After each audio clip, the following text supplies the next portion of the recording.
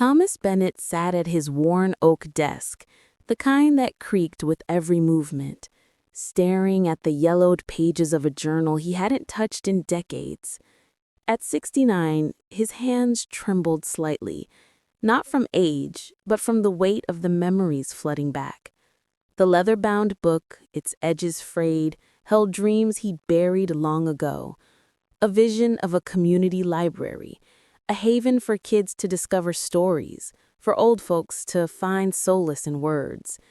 He'd scribbled those dreams when he was a young teacher, full of fire and purpose. But life, as it often does, had other plans.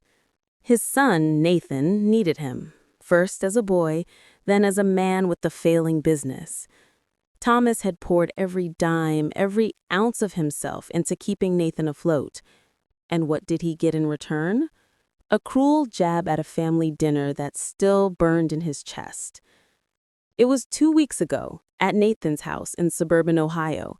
The dining room glowed with candlelight, the table laden with roast chicken and mashed potatoes, a rare family gathering for Nathan's 40th birthday. Thomas had driven 2 hours from his modest Cleveland bungalow, his arms full of gifts, a leather-bound planner for Nathan, a dollhouse for his granddaughter Lily, and a new coffee maker for Nathan's wife Sarah. He'd spent $600 he couldn't afford, dipping into his savings to make the night special. But as the evening wore on, the air grew heavy with something unspoken. "Dad, you didn't have to bring all this," Nathan said, barely glancing at the gifts. His tone was sharp, like Thomas was an inconvenience. Sarah forced to smile, stacking the presents in a corner. Lily, only 6, tugged at Thomas's sleeve, whispering, "Grandpa, tell me a story later." Her innocence was the only warmth in the room. Then came dessert. Nathan's brother-in-law, Greg, a smug real estate agent, leaned back in his chair, swirling a glass of wine. "So, Thomas, still grading papers in your head? Must be hard keeping up with the world at your age." The table chuckled, Nathan included. Thomas felt his face flush, but he forced a laugh, trying to keep the peace. "Oh, I manage. Still got a few stories to tell." "Stories?" Nathan snorted, cutting a slice of cake. "Dad, no offense, but you're kinda out of touch. I mean, you still use a flip phone. This isn't the 90s. More laughter. Sarah looked away, uncomfortable, but said nothing. Lily frowned, sensing something was wrong. Thomas's heart sank. Out of touch? The word stung worse than any insult. He taught high school English for 35 years, shaping minds, sparking imaginations.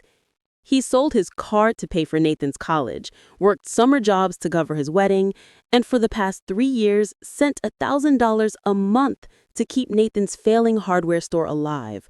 Out of touch? He was the one holding them together. That night, driving home through the dark, Thomas's eyes blurred with tears. He didn't sleep. Instead, he pulled out his old journal, the one he'd started in 1978 when he was 22 and dreamed of building a library in his small town. Page after page detailed his plans. Shelves of books, a reading nook for kids, free classes for adults. He'd even sketched the layout, a cozy brick building with big windows. But when Nathan was born, Thomas put the dream aside. Family came first. Always. The next morning, still raw from the dinner, Thomas opened a locked drawer in his desk. Inside was a small metal box, a relic from his father, who'd been a philatelist, a stamp collector. Thomas had never cared much for stamps, but his father had left him a collection, insisting it was valuable. For years, Thomas ignored it, too busy raising Nathan, then bailing him out. Now he lifted the lid. The stamps, meticulously organized in plastic sleeves, gleamed under the lamplight. He remembered his father's words, "These are your safety net, Tommy. Don't sell them unless you have to." Curiosity drove him to the internet. He spent hours researching, cross-referencing the stamps with online auction records. His breath caught when he saw the numbers. A 1918 inverted Jenny, a rare misprint, was valued at $1.6 million. His collection had others too, less rare, but still worth thousands. By his estimate, the box held nearly $2 million in value. His hands shook as he closed the lid. Nathan didn't know. No one did. For days, Thomas wrestled with what to do. He could give the money to Nathan, save the store again. But the memory of that dinner, the laughter, the dismissal, kept replaying. He wasn't just a wallet to them. He was a man, a father, a dreamer. And he was done being invisible. On a crisp October morning, Thomas made his decision. He drove to a reputable auction house in Cleveland, the stamp collection tucked in his briefcase. The appraiser's eyes widened as she examined the inverted Jenny. "Mr. Bennett, this is extraordinary. We can auction these for you, likely fetching $1.8 million after fees." Thomas nodded, his jaw set. Do it. Back home, he sat at his desk again, this time with a purpose. He opened his laptop and searched for properties in his town of Bedford. There it was, a vacant lot on Main Street, perfect for a small library. The asking price was $200,000. He contacted a real estate agent and made an offer, using his savings as a down payment. The rest of the stamp money would fund construction, books, and programs. He'd call it the Bedford Community Library, a place for everyone, from kids like Lily to seniors like him. But before he could move forward, Thomas needed to face his family. He pulled out a sheet of stationery, the kind he used to write lesson plans on, and began a letter to Nathan. His pen moved slowly, each word heavy with years of sacrifice and pain. Dear Nathan, for 40 years, I've given you everything. My time, my money, my heart.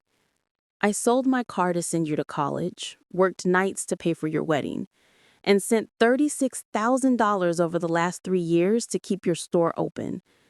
I did it because I love you. But love isn't a one-way street. At your birthday dinner, you called me out of touch, laughed at me like I was a relic. You made me feel small, Nathan, and I'm done letting you. I've spent my life putting my dreams on hold for you. When you were born, I gave up my plan to build a library, a place where people could find hope in books. I don't regret raising you, but I regret losing myself. I've sold my father's stamp collection, worth nearly $2 million, to fund that dream now. I'm building the Bedford Community Library, and I'm doing it for me, for Lily, for everyone who needs a place to belong. Don't ask me for money anymore. Don't call me to fix your problems. If you want to be my son again, you'll have to show me you see me as more than a checkbook. I love you, Nathan, but I love myself too. And it's time I start acting like it. Your father, Thomas. He read the letter twice, his throat tight. But instead of mailing it, he folded it and tucked it into his journal. Sending it felt like giving Nathan power over his heart again. No, Thomas would let his actions speak. He'd show them who he was. Over the next 6 months, Thomas threw himself into the library project. He worked with an architect to design a warm, inviting space with cedar walls and floor-to-ceiling windows. He met with local teachers to plan reading programs, partnered with a bookstore to stock shelves, and even started a writing workshop for seniors. The town buzzed with excitement. "Mr. Bennett, you're a hero," the mayor said at a community meeting. Thomas just smiled. He didn't need praise, he needed purpose. The library's grand opening was set for a sunny Saturday in May. Thomas stood outside the finished building, a modest but beautiful structure with the sign reading Bedford Community Library. Inside, kids ran between shelves, seniors sipped coffee in the reading nook, and volunteers set up for story time. Lily was there, holding Thomas's hand, her eyes wide. Grandpa, did you make this? She asked. I did, sweetheart, for you and everyone else. Nathan and Sarah arrived late, looking out of place. Thomas hadn't seen them since the dinner, though Lily had visited a few times, dropped off by Sarah. Nathan approached, his face uneasy. Dad, this is incredible. How did you... Doesn't matter how, Thomas said, his voice calm but firm. What matters is why. I spent too long letting you define me, Nathan. This is who I am. Nathan shifted, glancing at Sarah, who looked down. Dad, about the dinner, I didn't mean to hurt you. I was stressed. The store was failing again. That's not an excuse, Thomas cut in. You made a choice to laugh at me. Now I'm making choices too. Sarah stepped forward, her eyes soft. Thomas, we're sorry. We didn't realize everything you've done for us. Thomas nodded, but his heart didn't soften. Not yet. Words are easy, Sarah. Show me you mean it. As the opening ceremony began, Thomas stepped to the podium, his old teacher's confidence returning. He spoke about the power of stories, how they connect generations, how they heal.